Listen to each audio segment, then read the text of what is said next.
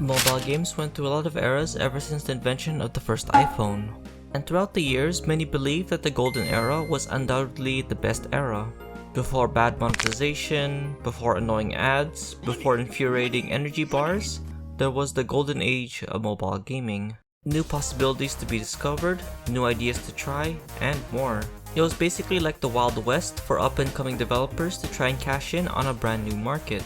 Sadly, many of these games have long been lost, either abandoned by its own developers, removed from the App Store without any explanation, or worse, forgotten.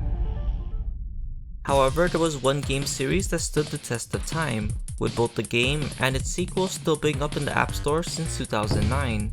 And now, 15 years later, the game is back with a third title, and that series is called Zombieville USA. Zombieville USA, or ZUA for short, is a series of zombie survival games created by Mika Mobile that has a flash aesthetic and addictive gameplay, with each game being unique by introducing new mechanics and a new axis to play on, with the first being 2D, the second being 2.5D, and finally the one the video is mainly about is in 3D. Despite taking around 3 to 5 years to make, Zombieville 3D brought back all the original characters and somehow managed to get aspects from both games and merge them together into a perfect blend, which resulted in having near perfect reviews on Steam only a few days after it was launched, and it's still going up. From the zombies, to the gameplay, to the multiplayer, the game was basically the perfect zombie shooter, and all of this could be yours for only $10.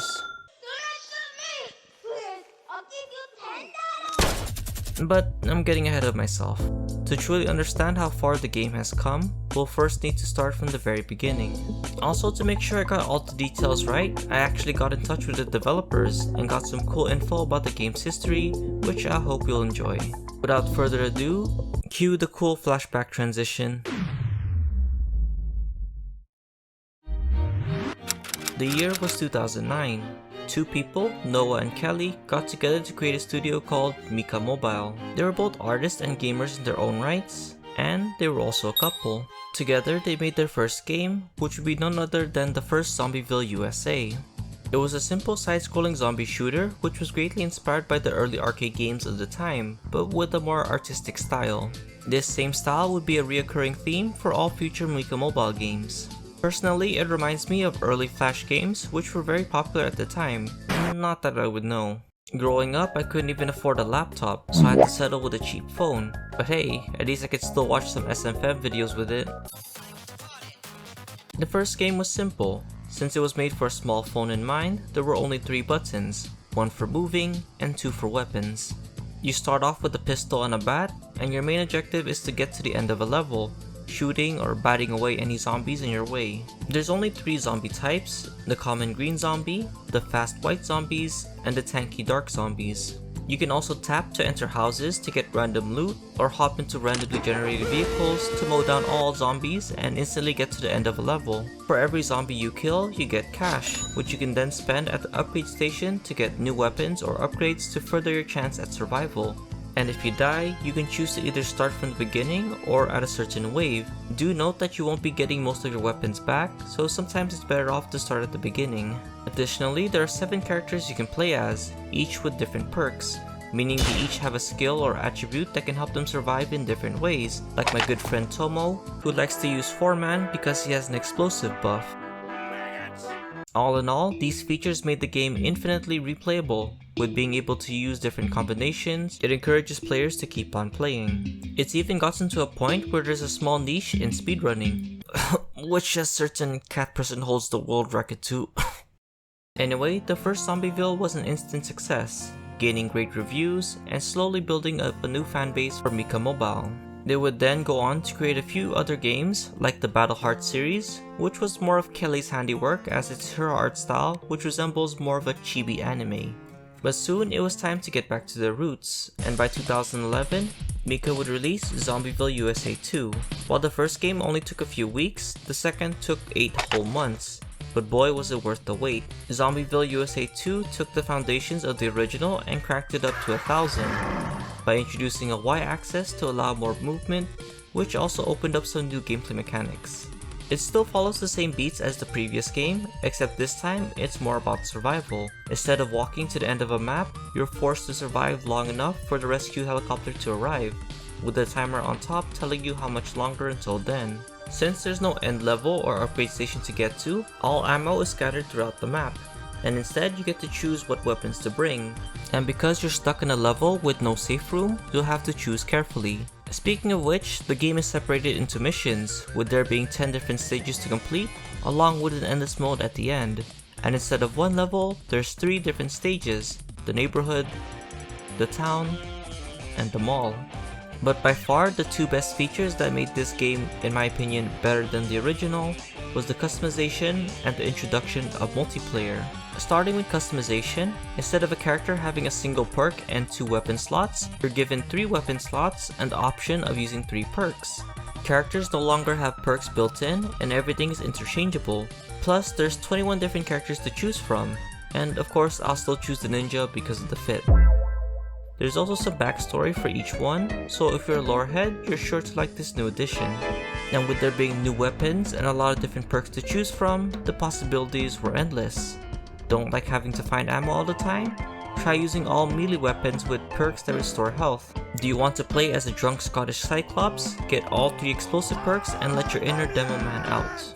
Now take all of that and put it into multiplayer and you got yourself a masterpiece, all for $1. With multiplayer you can play locally through Bluetooth or with randoms online. The Bluetooth option is perfect for those who can't afford to have data. It honestly reminds me of how the 3DS lets you do the same, so it was like a much more affordable option. Anyway, Zombieville USA 2 was a huge success. With its replayability, easy to access multiplayer, and having good touchscreen controls, it would become an instant classic. That meant the fanbase were eager to see what a third game would be like. However, those who were hoping would be met with an abrupt surprise. After Zombieville 2's release, Mika Mobile would focus on their other games. Battleheart Legacy, which was a remaster of the first Battleheart, would be released 2 years later. 2 years later after that, Lost Frontier, a new Mika Mobile game, would be next. Then another 2 years was Battleheart 2, and you would think that meant that 2020 would be the year of Zombieville 3, however what followed was silence. Mika would do one final post about Lost Frontier getting ported over to Steam. After that, nothing. No update on the website or even on the App Store. And that is, if you weren't following Mika on Twitter, as it was either Noah or Kelly who still frequently posted there. It wasn't until 2021 that they would actually tease about the next Zombieville. However, from the looks of it, the game was still in early development, and Mika Mobile at the time, mostly Noah, would work with other studios as a VFX artist, leaving very little time to work on the game. But little by little, progress was made, until finally in 2025, 4 years after it was teased and nearly 15 years since the second game, Zombieville USA 3D was finally released. The game follows the same tradition, this time introducing a Z-axis which allows for the 3D movement, hence the name. Zombieville 3D takes both features from 1 and 2 and mashed them together inside an open world sandbox. You start off with just a pistol, but instead of missions you are dropped into the map. There is no rescue, instead it's regular survival, but this time you can actually scavenge for weapons instead of just ammo, meaning no longer needing to die first to unlock them. Instead, the money you use can be spent on upgrades and perks. One noticeable change is that perks are no longer interchangeable, and gave you all the perks which you could use if unlocked, essentially turning it into a skill tree. As for the map, there's only one so far, but my gosh is it just... It's a big map. And while not GTA 5 levels of big, it's pretty sizable.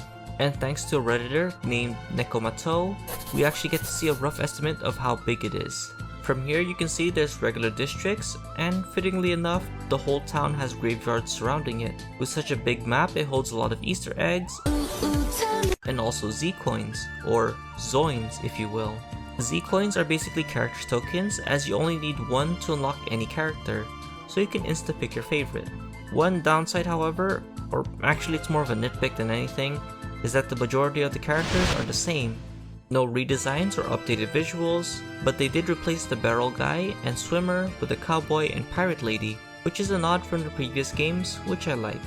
There's only 2 new characters, which is the fireman and the hitman, one of which is obviously inspired by Agent 47 from the Hitman series. Apart from characters, the overall graphics are fantastic. Really gives off a charming Flash vibe from the atmosphere alone. From the pouring rain, sound of gunfire, and the impact of melee weapons, it just feels great to play. I mean look, just listen to it.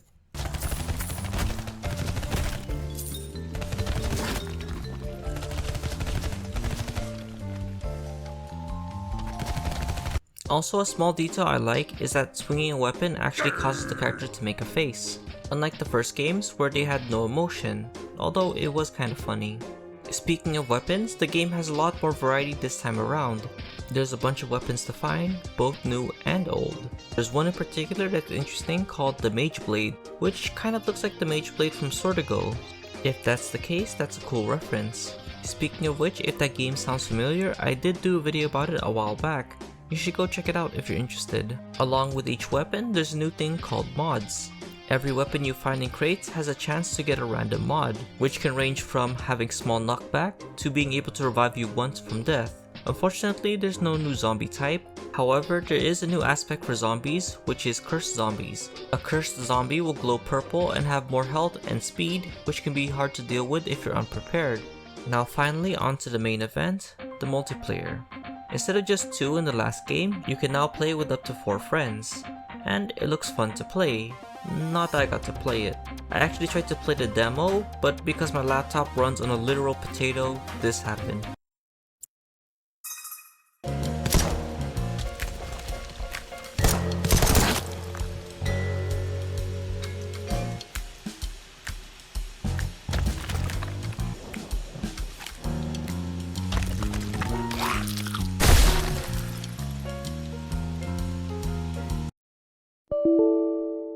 This was on the lowest settings by the way, so yeah, safe to assume I need a new PC.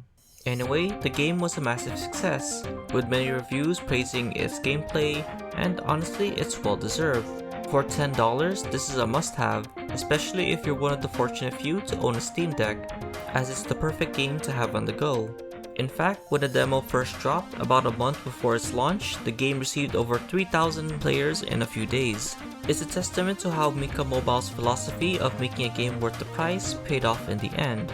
It's also a sign of how gamers miss mobile games that were made with effort and not profit in mind. Zombieville as a whole made up a part of mine and probably many other people's childhood. And it goes to show that no matter how long it took, Zombieville USA made quite the unexpected revival. Get it? The style of the video? Thanks for watching. I hope you enjoyed this short look into Zombieville's history and the new game. Zombieville has a special place in my heart since I have made a lot of memories playing it with my friends as a kid, and while I still haven't fully got to play the game, I'll try to figure out a way to play it. Either that or I'll just wait till I get an actual PC.